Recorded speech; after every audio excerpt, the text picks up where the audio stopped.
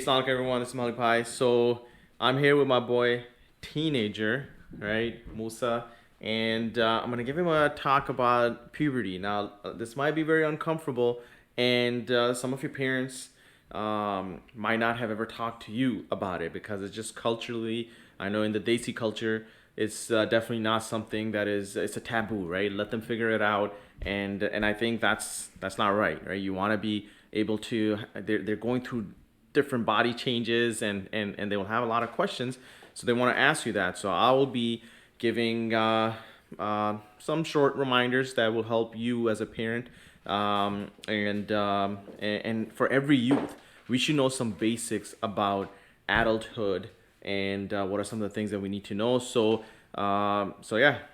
There's actually 10 things, right? 10 things that are part of your what we call fitra, and I'll tell you what that means.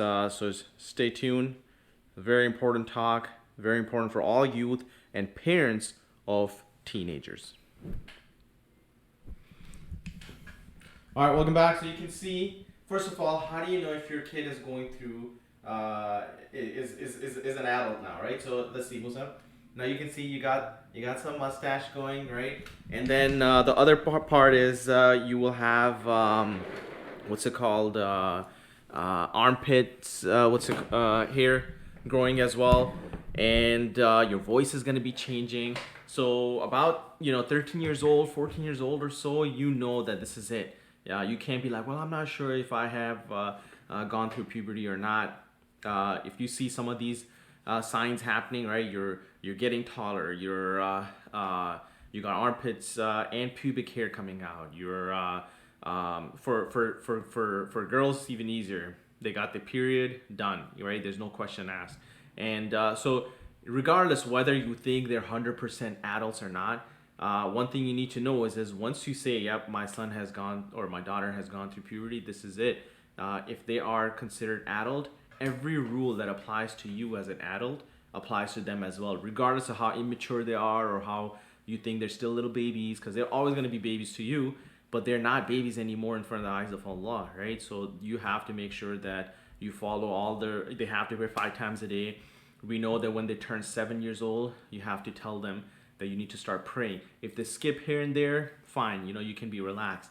But once they hit the age of maturity, you cannot be relaxed on them. So this video could get longer if you get into the very nitty-gritty detailed talks, but one of the things that I would like to tell my boy and all the youth out there as well, you're gonna start getting active. You're gonna start playing basketball and or sports. You're gonna stay active. You're gonna sweat, and when you're gonna sweat, you're gonna stink. And then, as good Muslims, you're gonna be going to the masjid.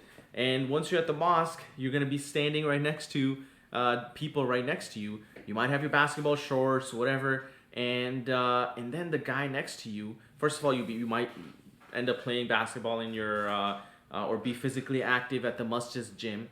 And then when you're standing right next to somebody, you're sweating. That person is getting uncomfortable. On top of that, whether you realize it or not, you are stinking. So this is a perfect gift. My dad gave it to me. I'm giving it to my boy. And what you need to tell, don't be shy. I know it's like a manly thing. You don't want to be talking to your son or daughter about it. It's privacy. But somebody has to tell them. They need to start shaving. You need to start shaving. This is call it the maturity gift, right? That I would be giving my son, and I bought him a pack of that. What else you need to give him? A pack of deodorant, right? They're gonna stink. Buy him a deodorant. Take him to your, drugstore or Walmart or what have you, and have them pick a deodorant, whatever smell they like the most, right? To do that, you'll need to add a gift capsule. Great, thank you, Dixie. So you need to make sure that you buy them deodorant, buy them a razor so they can shave themselves. So let's talk about a hadith, and this is exactly why I wanted to make this video. And it's not something that talked about that much, but Muslim narrated in a Sahih hadith that Aisha said, the Messenger of Allah said that there are 10 things that are part of fitra. So what's the fitra, Musa? Fitra is like cleanliness? No, it's not cleanliness. Oh. No? Okay, fitra is something that is your basically part of your natural inclination, right? That's how Allah subhanahu wa ta'ala made human beings. So there are 10 things that are mentioned in here. And one of the things that you need to know is that even us believing in God, in one God, is part of human beings' fitra. Most of the people out there do believe in Allah, right? They know that there's somebody created them. It's part of us, but it changes over time. So these 10 things, same thing. They're part of our fitra. That is how Allah wants us. That's, if you do that, you're pretty much you're doing what you're supposed to be doing. It's part of you. And what are those 10 things? Prophet ﷺ said that those 10 things are trimming the mustache. Now your mustache is not long enough yet to start trimming, but you should trim the mustache. Number 2, letting the beard grow. Okay, you gotta let the beard grow again. Your beard is not growing yet, but you gotta let it grow, and it's an identity of a Muslim. How are you gonna differentiate yourself? And I get it. Nowadays, it's like a farmer look that we want to have. People have beard, whether they're Muslims or not, but that is part of our identity, of course, for boys. And then you have using the siwak, right? You have the miswak.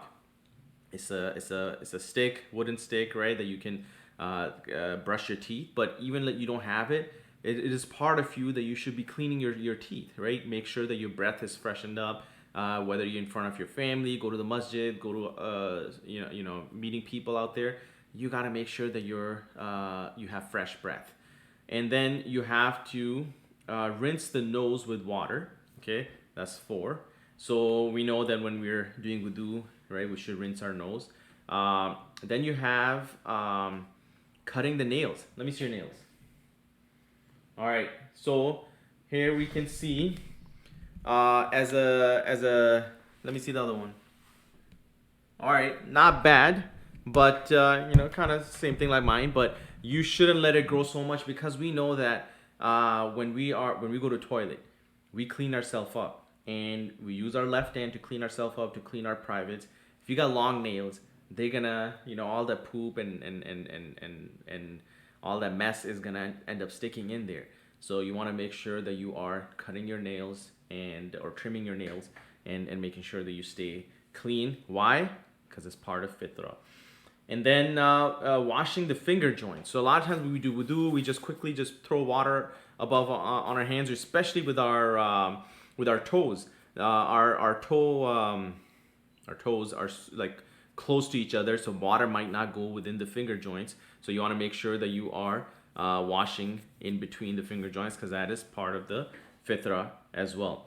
And then you have plucking the armpit hairs. So that is what this is for, that you clean your armpits with.